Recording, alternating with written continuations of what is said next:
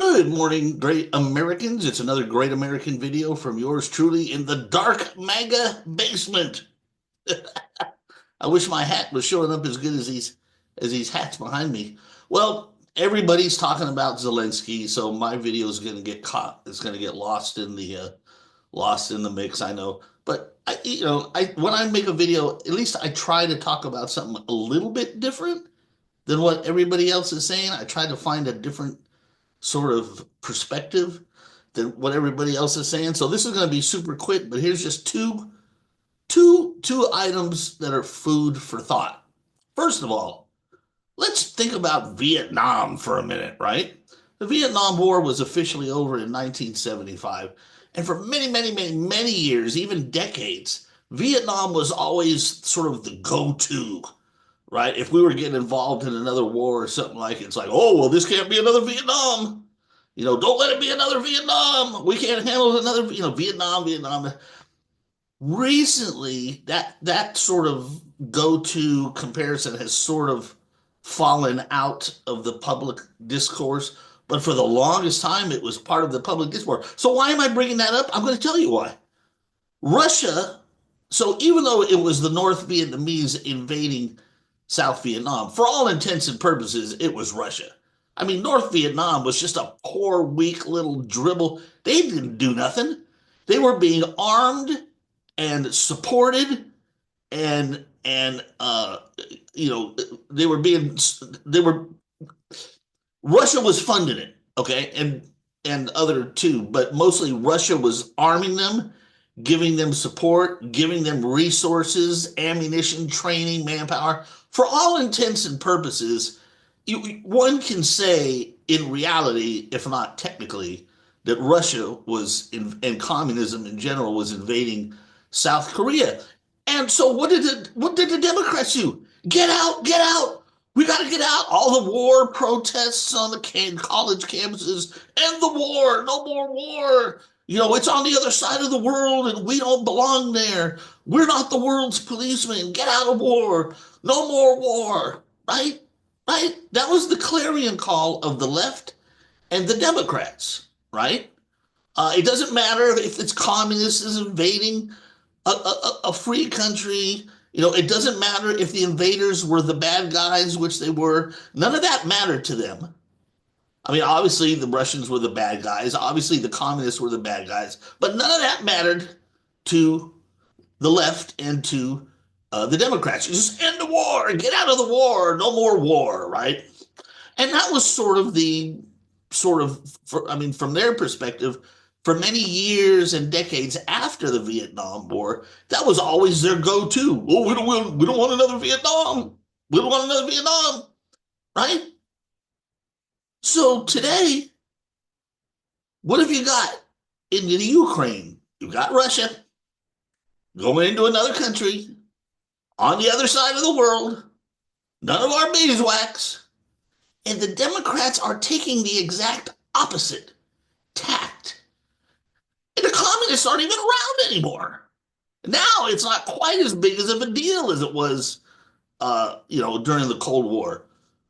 And the Democrats are all just about war, war, war, fight, spend more money, more guns, more ammunition, more war, war, war. Oh, and if you want to bring about peace like Trump, then you're a patsy of Putin. When the fuck did this happen? How did this happen? Well, I'll tell you why I think it happened. This is a byproduct, a sort of an outgrowth, if you will, of a bigger.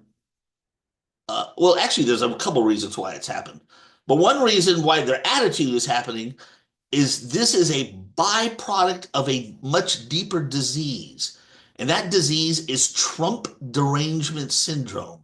One of the contributing factors to the disease of Trump derangement syndrome is that there are still Democrats who believe the big lie that Trump colluded with Russia to defeat Hillary. Of course, we know that's a lie. It never happened. Just stupid, ignorant lie. The idea that an American billionaire with all the resources at hand would collude with Russia, like what could they do? Anyway, I don't want to go there. That's not what this is about.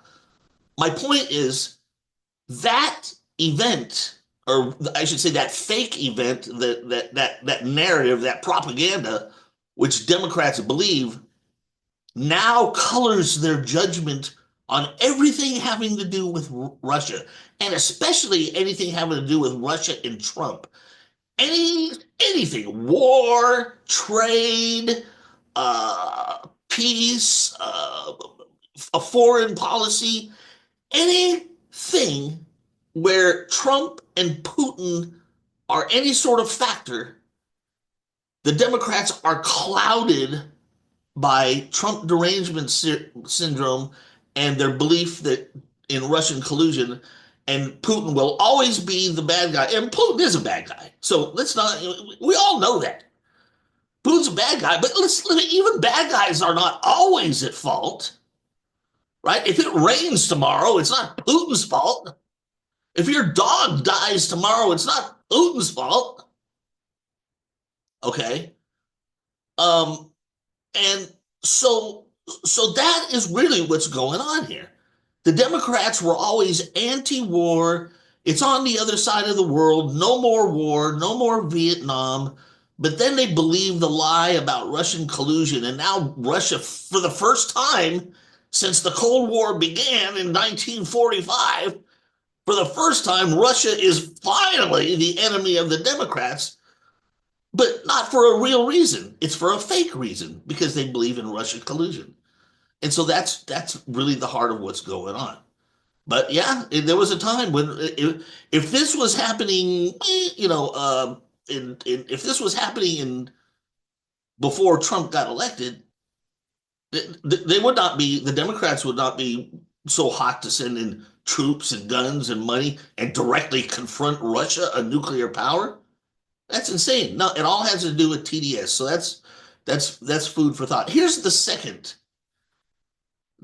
item regarding the recent interaction with Zelensky in the White House. So you've got all these Euro trash and European idiots, all these morons on the left and idiots saying that Trump and JD Vance acted like a bully. They don't see, again, anything Trump does, the left's Trump derangement syndrome makes them react against it. Need I remind you, for those of you who are old enough to remember, the great president Ronald Reagan,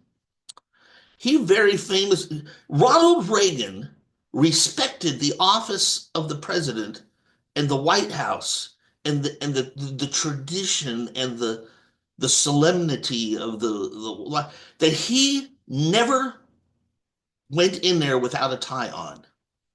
He never took off his tie in the Oval Office. That's the sort of level of and it didn't matter who was president, whether he was president or someone else president. That wasn't the point. The point wasn't who the president is.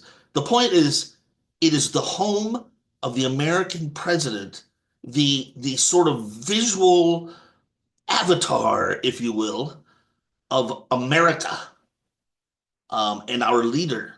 And he that's the respect, the level of respect he had was that he refused, he would never take off his tie.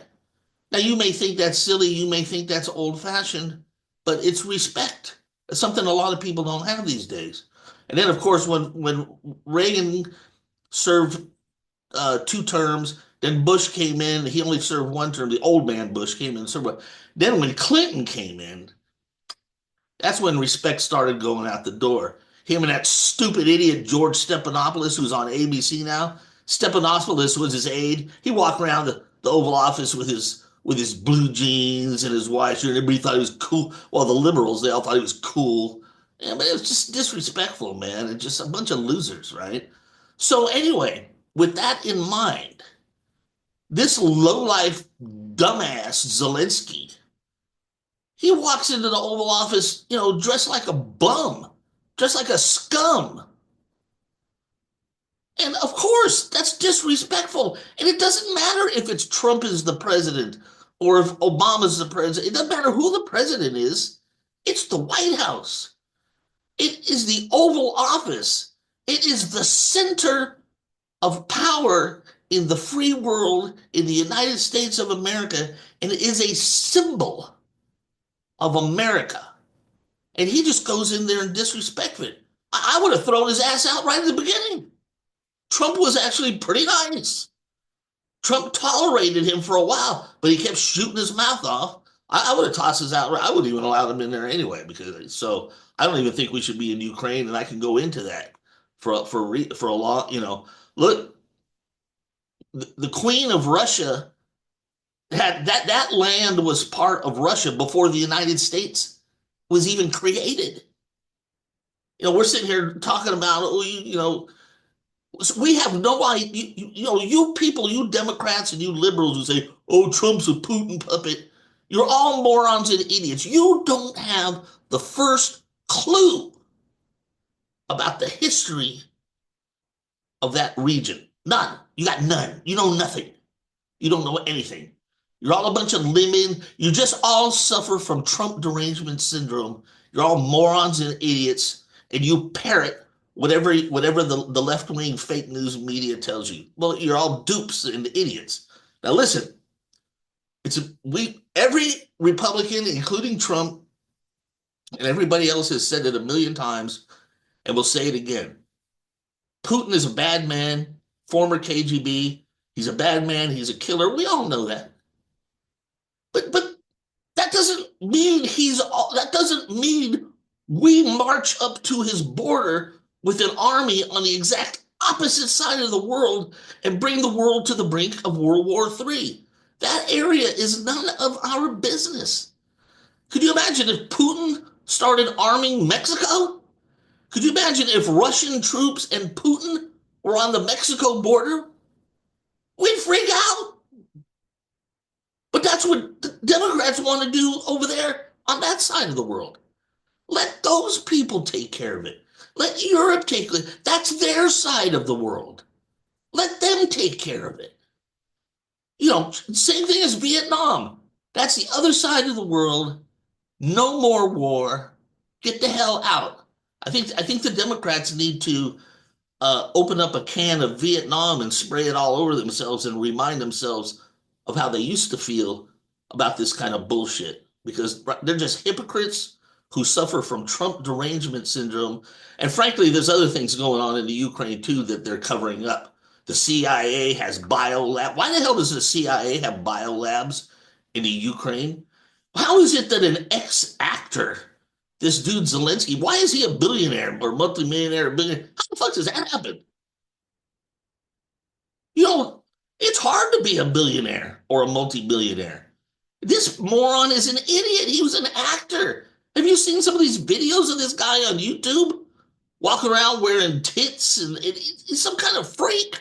How does someone like that become so wealthy and rich? Hmm? Hmm?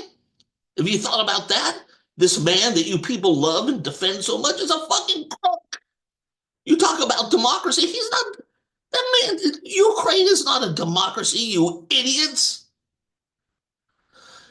Anyway, like I said, I told you I would approach this, try to give you a couple of different things to think about, and that's it. Number one, remember the anti-war stance of the Democrats. Vietnam, post-Vietnam, that's the other side of the world. It's none of our business. Get out of the war. No more war. Get out. It was Russia attacking a free country, but they were using the North Vietnamese to do it. But still, it was Russian arms, Russian money, Russian support. Same thing. You get out, get out, get out of the war, right? So that's the number one thing to remember. The number two thing to remember is that you should always respect the Oval Office, even if you didn't vote for the president. You don't walk in there looking like a bum. You don't walk in there looking like an idiot and a moron, especially if you're claiming to be a world leader. Okay, Zelensky disrespected the office. He disrespected the White House, and in so doing, he disrespected America. So fuck Zelensky. Anyway, that's the morning news or the morning whatever from the bunker. Please subscribe to my Substack page. It's free. I don't make any money, so please like and share my video. And I will see everybody in the next Great American Video. Adios, muchachos.